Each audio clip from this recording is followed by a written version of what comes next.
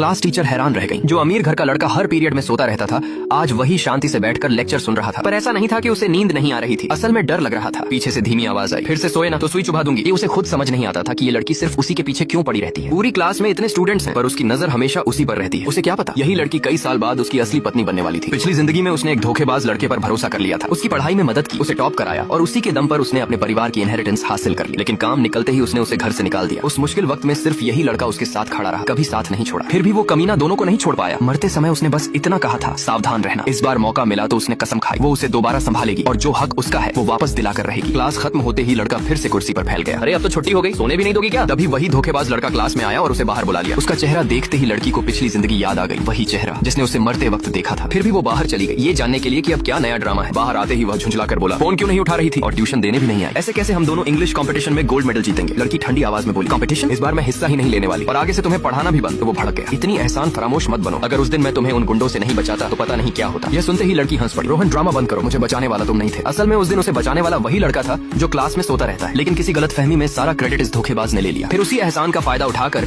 उसने उसे ट्यूशन देने पर मजबूर किया और उसी की मदद से टॉप करके इनहेरिटेंस हासिल कर ली। लड़की ने ठंडे स्वर में कहा, आज के बाद हमारा कोई रिश्ता नहीं और अगर दोबारा मुझे परेशान किया तो तुम्हारी सारी सच्चाई पूरे स्कूल के सामने खोल दूंगी। इतना कहकर वो सीधे प्रिंसिपल ऑफिस चली गई। सर, इस बार इंग्लिश कंपटीशन में मैं हिस्सा नहीं लूंगी। टीचर चौंक कर, ये स्कूल की रेपुटेशन का सवाल है, तुम ऐसे अचानक कैसे पीछे हट सकती हो? गोल्ड मेडल जीतने पर तुम्हें सीधे चिंगवा यूनिवर्सिटी के बराबर की टॉप यूनिवर्सिटी में एडमिशन मिल सकता है। तुम्हारा फ्यूचर दांव पर है। लेकिन उसे सब पता था, पिछली बार उसी कंपटीशन की वजह से वो धोखेबाज टॉप यूनिवर्सिटी पहुंच गया था। इस बार वो मौका उसे नहीं मिलने वाला। लड़की बोली, ठीक है मैं हिस्सा लूंगी, लेकिन एक शर्त पर। मेरे पार्टनर बदलेंगे, मैं उसी लड़के के साथ कम्पीट करूंगी। कमरे में सन्नाटा छा गया। पूरा स्कूल जानता था कि वो लड़का पढ़ाई में सबसे कमजोर है, उसे भेजना मतलब स्कूल की बदनामी। यहाँ तक कि उसके पिता भी उसे निकम्मा समझते थे। लड़की ने साफ कह दिया, अगर वो मेरा पार्टनर नहीं होगा तो मैं भी कंपटीशन में नहीं जाऊंगी। आखिरकार टीचर को मानना पड़ा। अगले दिन से लड़की ने उसे पढ़ाना शुरू कर दिया। चलो ये इंग्लिश का पेपर सॉल्व करो। ये लड़का उठ खड़ा हुआ, मैं गेम खेलने जा रहा हूँ, अब पहले ये क्वेश्चन करो। उसने पेपर उठाया और बोला, नहीं करूंगा, हिम्मत है तो सुई चुभा दो। लड़की भी मुस्कुराई, इतने साल की शादी में तुम्हें संभालना सीख ही लिया है। उसने चुपके से आई ड्रॉप निकाली, आंखों में डाल ली और तुरंत आंसू बहने लगे। लड़का घबरा गया। उसे 3 चीजों से सबसे ज्यादा डर लगता था, लड़कियों को मारना नहीं, डांटना नहीं और सबसे ज्यादा लड़कियों के आंसू। वो तुरंत बैठ गया और पेपर हल करने लगा। कुछ ही मिनटों में उसने पूरा पेपर खत्म कर दिया और जल्दी से बास्केटबॉल खेलने भाग गया। लड़की हैरान रह गई, इतनी जल्दी? क्लासमेट्स बोले, पक्का कुछ भी भरकर चला गया होगा। लेकिन जब उसने एक एक सवाल चेक किया तो सब सही थे। वो दंग रह गई। असल में उसका इंग्लिश लेवल नेटिव स्पीकर जैसा था। बस अपने पिता को चिढ़ाने के लिए वो हर बार जानबूझकर आखिरी रैंक लाता था। इस छोटे से कंपटीशन से उसे कोई डर नहीं था। कंपटीशन के दिन लड़की बार बार फोन करती रही, लेकिन उसका फोन लगातार अनरीचेबल था। उधर वही धोखेबाज अपने माता पिता के साथ वेन्यू पर पहुंचा। लड़की को अकेले देखकर उसके पिता बोले, बेहतर होगा तुम खुद ही विथड्रॉ कर लो, मेरा बेटा तो पढ़ाई में 0 है, वो यहाँ आने वाला नहीं। इतना कहकर वो लोग हंसते हुए अपनी सीट पर बैठ गए। लेकिन लड़की को यकीन था वो जरूर आएगा। कुछ देर बाद कंपटीशन शुरू होने वाला था। होस्ट ने देखा कि बाकी सब कंटेस्टेंट्स जोड़ी में आए हैं, सिर्फ वही अकेली खड़ी है। उसने पूछा, आपके पार्टनर कहाँ है? अगर पार्टनर नहीं आया तो आप डिस्क्वालीफाइड हो सकती हैं। नीनी पास खड़े कुछ लोग हंसने लगे। टॉपर को छोड़कर उस फेलियर को पार्टनर बनाया था, अब भुगतो। तभी अचानक हॉल का दरवाजा जोर से खुला। एक आवाज गूंजी, किसने कहा मैं नहीं आया?